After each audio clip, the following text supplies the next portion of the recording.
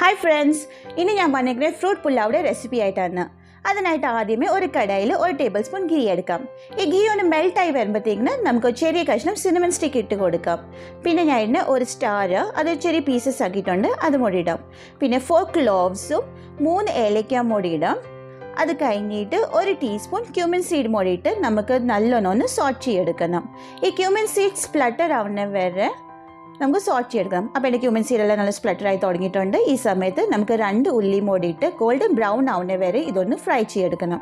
ഉള്ളി പെട്ടെന്ന് ഫ്രൈ ആവാൻ വേണ്ടി നമുക്ക് ആവശ്യത്തിനനുസരിച്ച് ഉപ്പിട്ട് കൊടുക്കാം. അപ്പോൾ ഉപ്പിടുമ്പോൾ നമ്മൾ എപ്പോഴും ചോറിലിട്ട് അനുസരിച്ച് ഉപ്പിടാവുള്ളൂ, കൂടി പോവല്ലോ. അപ്പോൾ ഇത് ഗോൾഡൻ ബ്രൗൺ ആവുന്ന വരെ നമുക്കിത് നല്ലോണം സോട്ട് ചെയ്തെടുക്കാം. അപ്പോൾ ഉള്ളിയെല്ലാം നല്ല ഗോൾഡൻ ബ്രൗൺ ആയിട്ടുണ്ട്. ഈ സമയത്ത് നമ്മൾ നേരത്തെ ഉണ്ടാക്കി വെച്ചേക്കുന്ന ബിരിയാണി റൈസ് ഒന്ന് ഇട്ട് കൊടുക്കാം.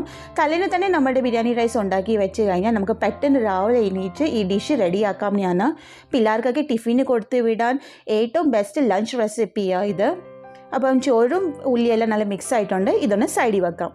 അടുത്തതായിട്ട് നമുക്കൊരു പാനിൽ 1 ടീസ്പൂൺ ഗീ എടുക്കാം. ഈ ഗീ ഒന്ന് മെൽട്ടായി വരുമ്പോഴത്തേക്കിന് നമുക്ക് കാഷ്യൂ ഇട്ട് കൊടുക്കാം. ഡ്രൈ ഫ്രൂട്ട്സിൻ്റെയും ക്വാണ്ടിറ്റി നമ്മുടെ ചോറനുസരിച്ച് നമുക്ക് എടുക്കാവുന്നതാണ്. നെക്സ്റ്റ് ഞാൻ ഇടുന്ന റേസൻസാണ്. ഇതിട്ടിട്ട് ജസ്റ്റ് നമുക്കൊന്ന് ഗീനകത്ത് ഇളക്കിയെടുക്കാം. ഇനി അടുത്തതായിട്ട് ഞാൻ ഇടുന്നത് പൈനാപ്പിൾ പീസസ് കൂടി ഇട്ട് ചെറിയ ക്യൂബ് പീസസ് ആയിട്ടാണ് ഞാനിവിടെ ഇട്ടേക്കുന്നത്. അടുത്തതായിട്ട് ആപ്പിളും ഇട്ട് നമുക്ക് ജസ്റ്റ് ഒന്ന് ഇത് ഇളക്കിയെടുക്കാം. നമ്മുടെ വീട്ടിൽ അവൈലബിൾ ഉള്ള ഫ്രൂട്ട്സ് നമുക്ക് ഇതിനകത്ത് ഇടാവുന്നതാണ്. അടുത്തതായിട്ട് ഞാനിവിടെ ഇടുന്ന പനീര. ഇഫ് നിങ്ങളുടെ കയ്യിൽ പനീർ ഇല്ലെങ്കിൽ നിങ്ങൾക്ക് അത് സ്കിപ്പ് ചെയ്യാവുന്നതാണ്. ഇതൊന്ന് നമുക്ക് നല്ലോണം കുക്ക് ചെയ്തെടുക്കണം. നമ്മൾ കാഷ്യൂ ഒക്കെ നല്ല ഗോൾഡൻ ബ്രൗൺ ആവുന്ന വരെ ഇതൊന്ന് കുക്ക് ചെയ്തെടുക്കണം. ഇപ്പോൾ കാഷ്യൂ നല്ല ഗോൾഡൻ ബ്രൗൺ ആയിട്ടുണ്ട്. ഈ സമയത്ത് നമുക്ക് 1 ടീസ്പൂൺ ഷുഗർ മൂടിയിട്ട് 1 മിനിറ്റ് നമുക്കിതൊന്ന് നല്ലോണം ഇളക്കിയെടുക്കാം. ഈ ഷുഗർ ഇടുന്നത് നമ്മുടെ പൈനാപ്പിളിൻ്റെ ടേസ്റ്റൊക്കെ ഒന്ന് എൻഹാൻസ് ചെയ്യാൻ വേണ്ടിയാണ്.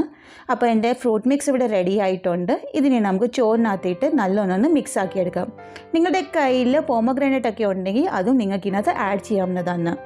ഈ ഒരു പുലാവിനകത്ത് നമ്മൾ ഡ്രൈ ഫ്രൂട്ട്സൊക്കെ ഇടുന്നതുകൊണ്ട് നല്ല ഹെൽത്തി ആയ ഒരു റെസിപ്പിയാണ്. അപ്പോൾ പിള്ളേർക്കൊക്കെ ഒത്തിരി ഇഷ്ടപ്പെടും.